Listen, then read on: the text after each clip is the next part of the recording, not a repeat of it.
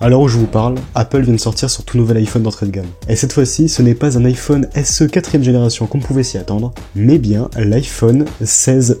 Dans cette vidéo, nous allons voir quelles sont les différences par rapport à la génération précédente, l'iPhone SE 3ème génération. Quel est son prix? Parce que, bien que ce soit une entrée de gamme, on parle d'Apple quand même.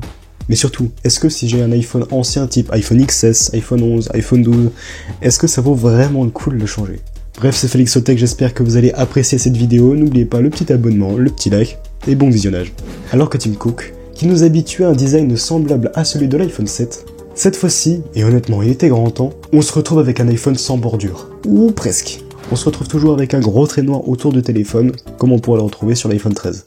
À l'avant, et heureusement, Face ID, mais pas de Dynamic Island. On se retrouve encore à devoir supporter la vieille encoche de l'iPhone 13. Alors je vous rassure, hein, si vous n'avez pas d'iPhone, je peux vous dire que cette excroissance n'est pas du tout gênante au quotidien. iOS sait très bien gérer ce genre de problème et les cacher. Mais enfin, ça n'empêche que c'est toujours moins bien qu'un Dynamic Island. Pour ce qui s'agit de l'écran, c'est le même que le 14, donc on est encore sur un taux de rafraîchissement de 60 images par seconde. C'est assez dommage parce que, vous allez le voir en fin de vidéo, un téléphone à ce prix-là avec encore du 60 Hz, c'est décevant. Pour ce qui est de la caméra à l'avant, c'est comme celle de l'iPhone 14. Par contre, pour la caméra arrière, certes on n'a encore qu'un seul objectif, mais cette fois-ci on passe enfin du 48 mégapixels et donc à un zoom numérique x2. Pour la vidéo, de la 4K 60 fps, mais pas de mode cinématique. Ça fait quand même 4 ans que Apple a implémenté ça sur son premier iPhone, donc c'est assez dommage de pas le retrouver sur ce nouveau modèle. Pour ce qui est des connectiques, on a de l'USB-C et la charge sans fil Qi.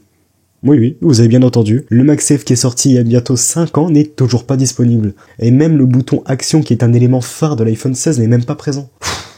Est-ce que j'ai vraiment besoin de m'exprimer là-dessus? Pour ce qui est de l'intérieur, on retrouve toujours la puce A18, et donc bientôt la compatibilité avec Apple Intelligence en France qui devrait sortir d'ici avril.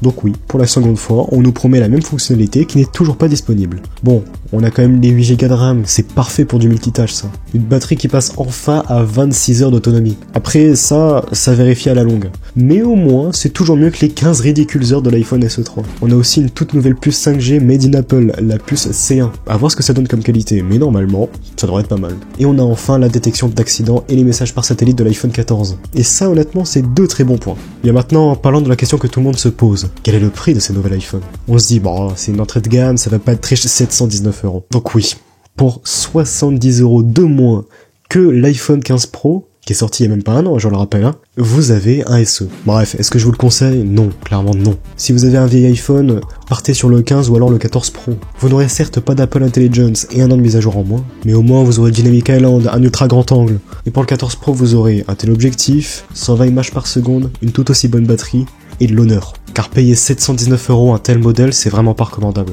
En outre, j'espère que vous avez aimé cette vidéo clairement faite à la volée. N'hésitez pas à me dire votre ressenti sur ce nouvel iPhone dans l'espace commentaire. C'était Félix Tech, n'oubliez pas l'abonnement et le petit like. Ciao ciao.